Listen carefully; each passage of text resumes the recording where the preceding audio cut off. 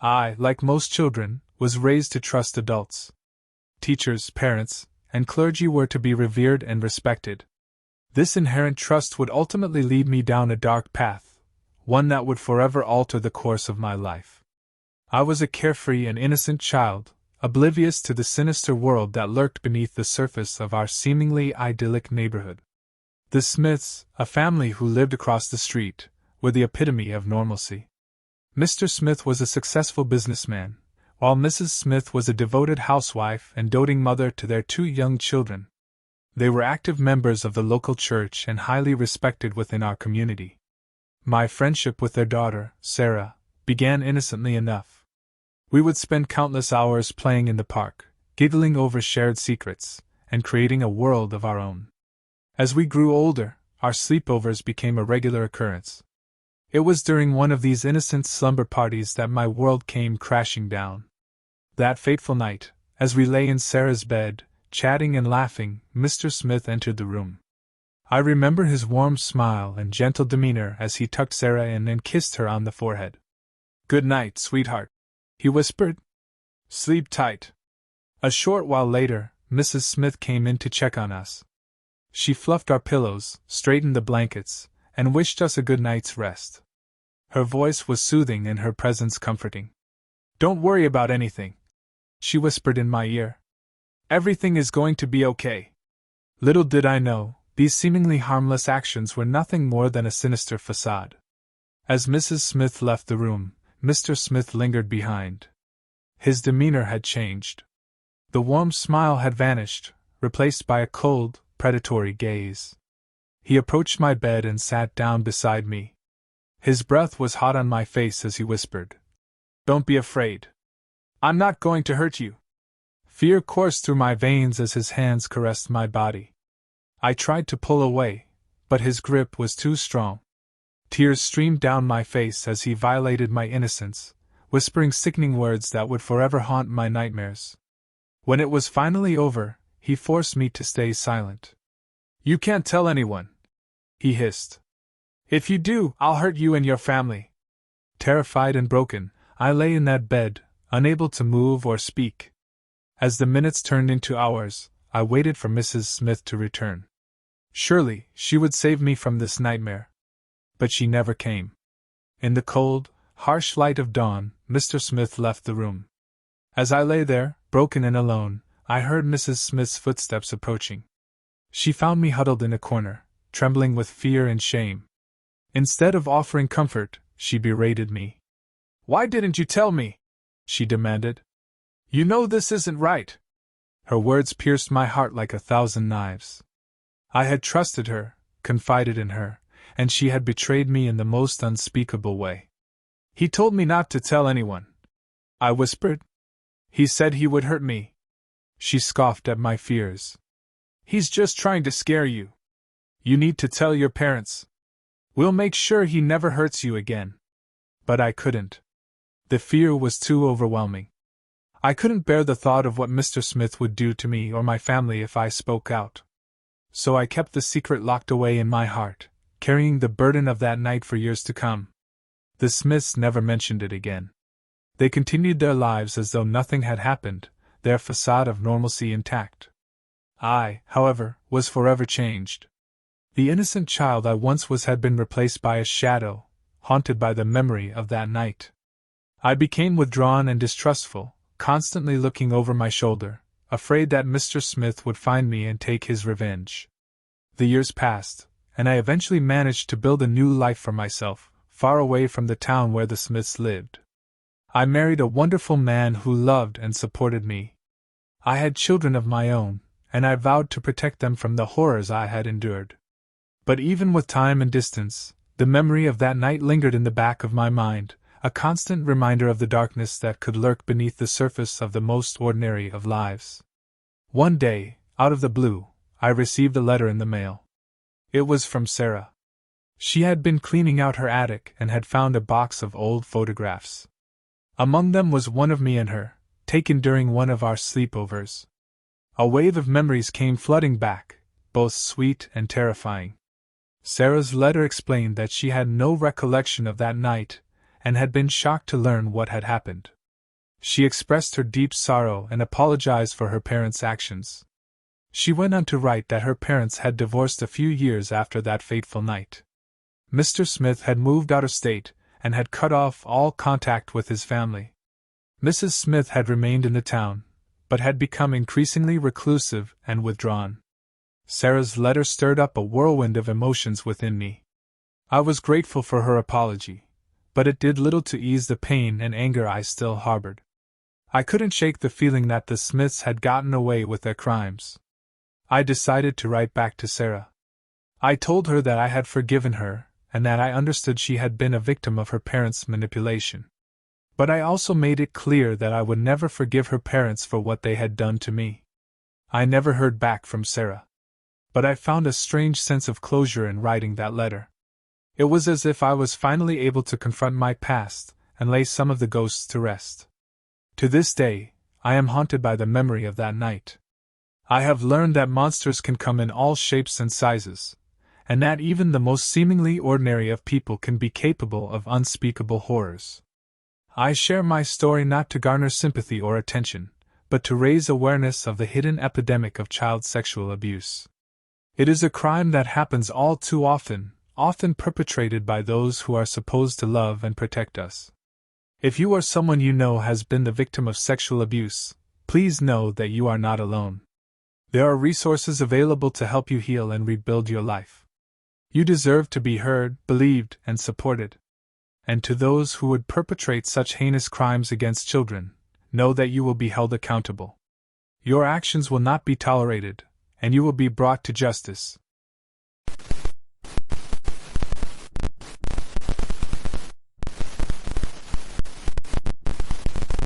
I never would have suspected him. Mr. Collins, the assistant principal, was the epitome of a respected authority figure.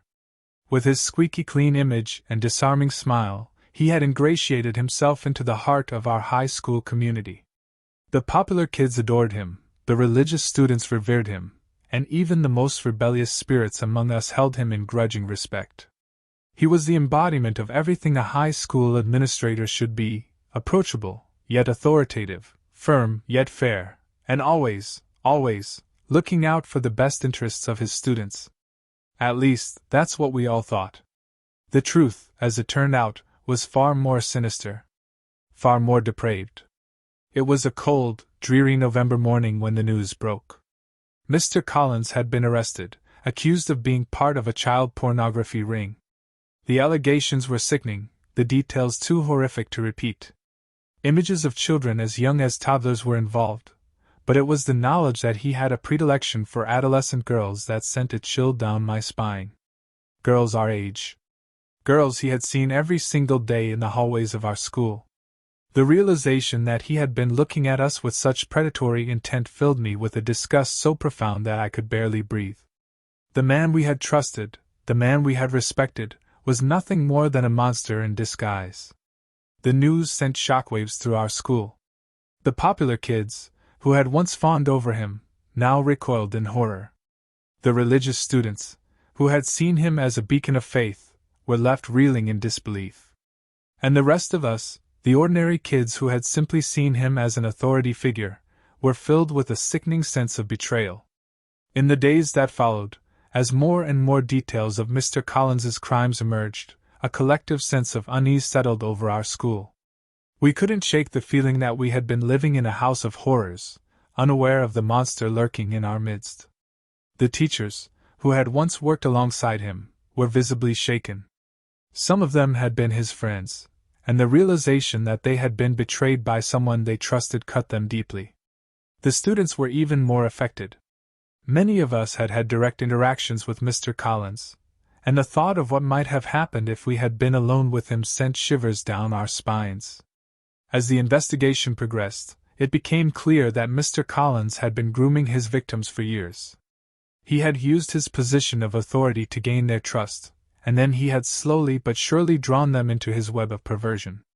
Some of the girls he had targeted had been struggling with personal issues, and he had used their vulnerability to manipulate them. Others had simply been naive, unaware of the danger they were in. The more we learned about Mr. Collins's crimes, the more horrified we became. It was as if a dark shadow had been cast over our school, a shadow that would never fully go away. In the end, Mr. Collins was convicted of multiple counts of child pornography possession and distribution. He was sentenced to 20 years in prison, but many of us felt that no punishment could ever truly be enough for the damage he had done.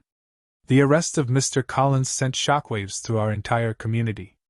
Parents were outraged, demanding to know how such a monster could have been allowed to work in a school with children. The school district launched an internal investigation, but it was clear that there had been no way to predict what Mr. Collins would do. He had been a master of deception, and he had fooled everyone who had known him.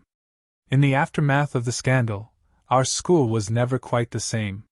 The sense of trust and safety that had once permeated the hallways had been shattered, replaced by a lingering sense of fear and unease. We had learned a harsh lesson that day, that even the most seemingly upstanding people can be capable of the most heinous crimes. And as I look back on that dark chapter in our school's history, I can't help but wonder what might have happened if Mr. Collins had not been caught. How many more lives would he have destroyed? How many more innocent children would he have victimized? The arrest of Mr. Collins was a tragedy, but it also served as a wake-up call. It showed us that we can never be too careful when it comes to the safety of our children. And it reminded us that even the most trusted among us can be hiding a dark secret.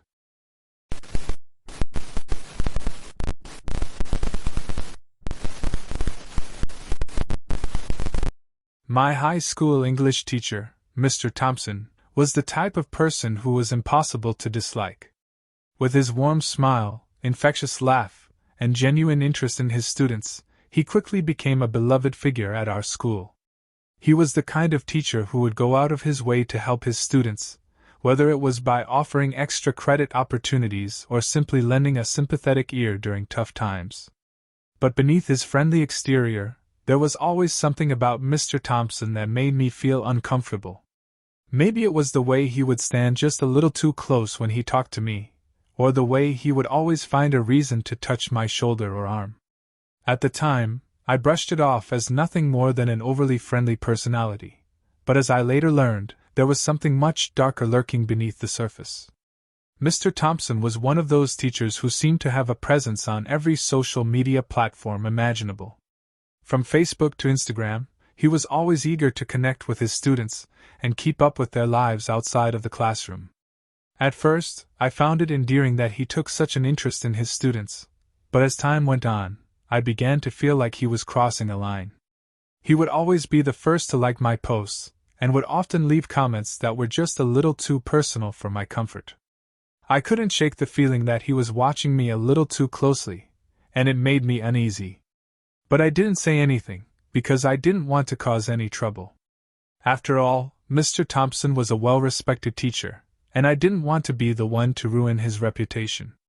It wasn't until much later, when a group of female students came forward with their own stories about Mr. Thompson, that I realized just how dangerous his behavior truly was. They had created an anonymous page on social media, where they shared screenshots of dozens of inappropriate messages that Mr. Thompson had sent them. Some of the messages were overtly sexual, with Mr. Thompson asking the students about their personal lives and making lewd comments. Others were more subtle, but still deeply disturbing.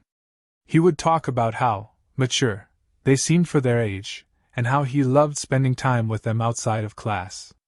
But perhaps the most jarring revelation of all was the stories about physical abuse. Several of the students came forward with stories about how Mr. Thompson had touched them inappropriately, often under the guise of helping them with their work. They were all too afraid to report him, because they thought no one would believe them. After all, he was such a nice teacher. As I read through the posts on the anonymous page, a chill ran down my spine.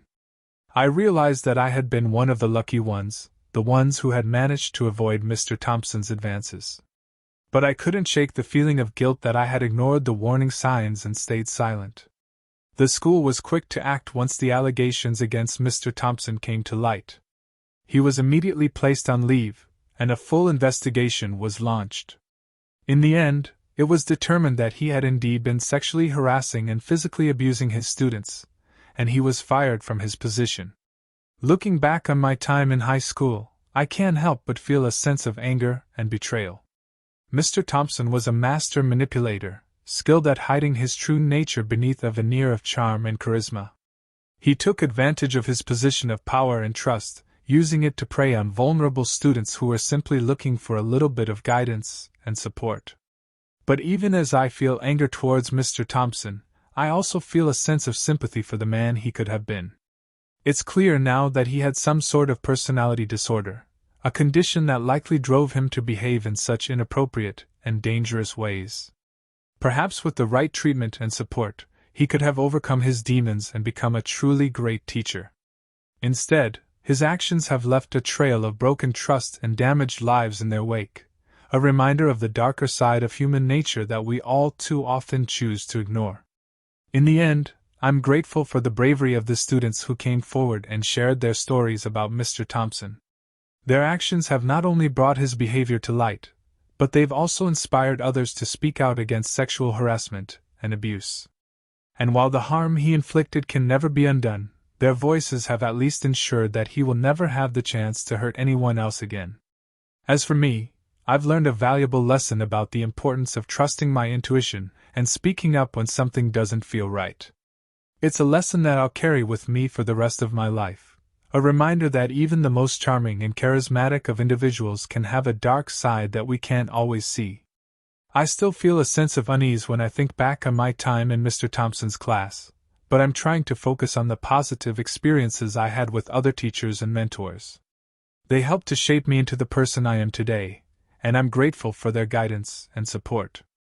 But I'll never forget the lessons I learned from Mr. Thompson, both good and bad. He may have been a pedophile and a sexual predator, but he was also a reminder of the importance of standing up for what's right and speaking out against injustice. And for that, I'll always be grateful.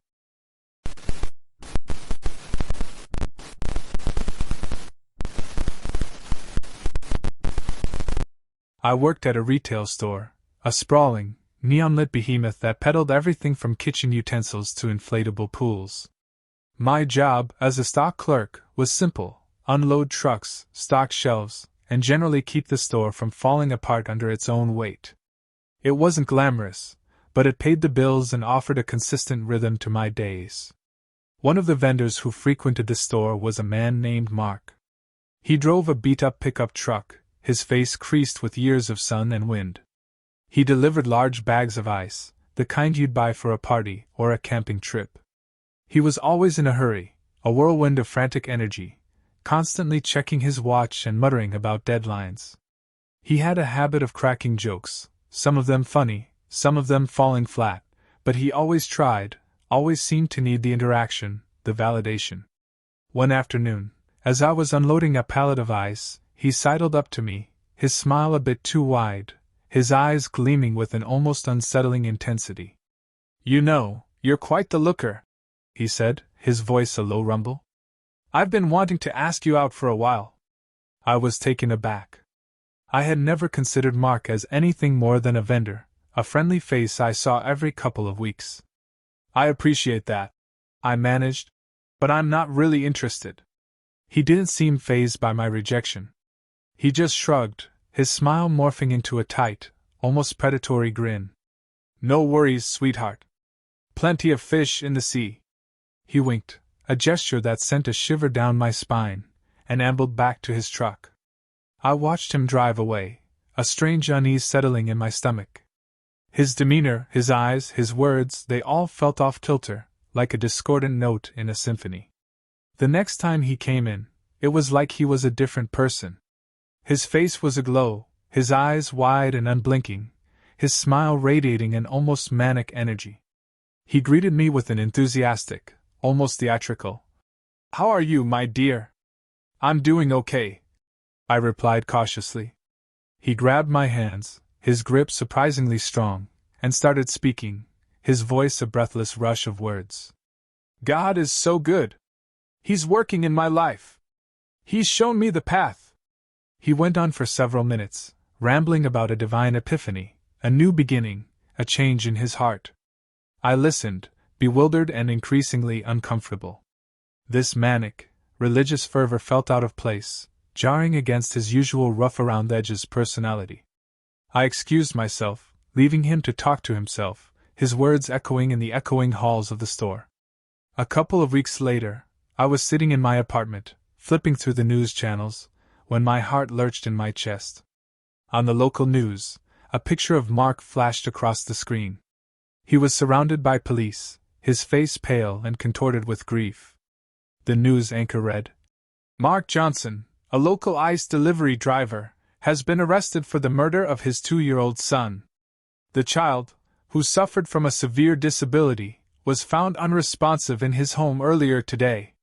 The news report went on to detail the gruesome discovery, the police investigation, the arrest. But all I could see was his face, the same face that had looked at me with strange intensity, the same face that had radiated manic glee just a few weeks ago. The news report ended, but my mind was a whirlwind of confusion and horror.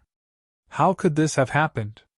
How could a vendor who delivered bags of ice, a man who cracked jokes and seemed harmless, be capable of such unspeakable violence? The next few days were a blur of news reports, whispers, and unanswered questions. Mark was charged with murder. The details of the case were horrific, painting a picture of a disturbed man driven by a twisted rage and a warped sense of justice. I found myself obsessively replaying my interactions with him. His strange comments, his unsettling behavior, the manic fervor of his religious epiphany, all of these pieces suddenly fit together, forming a disturbing puzzle. Had I missed something? Had there been signs, red flags I had ignored? The answer, I realized, was a resounding yes. I had been so caught up in my own life, my own concerns, that I had failed to recognize the darkness lurking beneath the surface of this seemingly ordinary man. I had dismissed his erratic behavior, attributed his manic energy to a simple personality quirk, ignored the warning signs because they were inconvenient, because they threatened to disrupt the comfortable rhythm of my life. But the truth was, Mark had been troubled, deeply troubled. His violent outburst was not a sudden, unprovoked act, but the culmination of a long, slow descent into madness. And I had been there, a silent witness to his journey, and I had done nothing. The news reports, the police investigations, the court hearings, they all offered explanations, justifications, and attempts at understanding. But for me, the truth was far more terrifying. It was not the act itself, but the realization that it could have happened to me, that I had been in the path of a hurricane and hadn't even felt the wind. In the aftermath of the tragedy, I found myself haunted by the memories of Mark, his unsettling smile, his manic energy, the chilling gleam in his eyes. I couldn't shake the feeling that I had been lucky, that I had narrowly escaped becoming yet another victim of his twisted mind.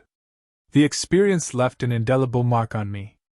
It taught me the importance of recognizing the warning signs, the dangers of ignoring the shadows that lurk beneath the surface of seemingly normal people. It taught me that the most terrifying monsters are often the ones hidden in plain sight, disguised by smiles and jokes and the mundane rituals of everyday life.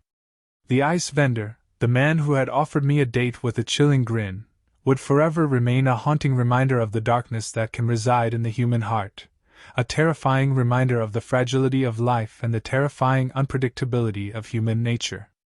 And although I had escaped unscathed, the experience had left me forever changed, forever vigilant, forever aware of the shadows lurking in the corners, waiting for their chance to emerge.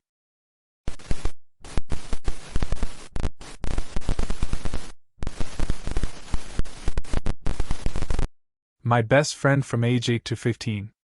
We spent tons of time together from elementary school all the way through high school. We were inseparable, always hanging out and having sleepovers at each other's houses. But there was one person in her life who always creeped me out, her father. He had a weird mustache and gave off major creep vibes. I didn't understand why, but something about him just didn't sit right with me. I tried to brush it off and tell myself it was just because of his mustache, but deep down I knew there was something more to it. As the years went by, I started to suspect that my friend's father was molesting her and other children in their community. I didn't have any concrete evidence, but my gut was telling me that something was very wrong. Despite my suspicions, I didn't say anything to anyone for a long time. I was afraid of causing drama and ruining our friendship. But as I witnessed more and more red flags, I realized that I couldn't stay silent any longer. It turned out that my friend's father had been molesting her and other children for years. He had carefully groomed his victims and manipulated those around him, using his position in their church community to gain trust and access to vulnerable children. I was devastated and angry when I found out the truth. How could someone who was supposed to protect and care for these children instead cause them so much harm? As I learned more about personality disorders, I began to understand that my friend's father likely had a severe personality disorder that contributed to his abusive behavior. People with personality disorders often have difficulty understanding and regulating their emotions, leading them to engage in harmful and manipulative behaviors. Despite the pain and trauma that my friend and others had experienced, I was grateful that I had trusted my gut and spoken up about my suspicions. It took a lot of courage, but it was the right thing to do. Looking back, I realized that I had always known, on some level, that something was off about my friend's father. I had just been too afraid to confront the truth. But now, I know that it's important to trust my instincts and speak up when something doesn't feel right. This experience has taught me to be vigilant and proactive when it comes to protecting myself and those around me from predators and abusers. It has also shown me the importance of seeking help and support when dealing with trauma and its aftermath. While I will always be haunted by the knowledge of the harm that my friend's father inflicted on so many innocent children, I take comfort in the fact that I was able to play a small part in bringing him to justice and helping his victims heal. And I will carry the lessons I learned from this experience with me for the rest of my life.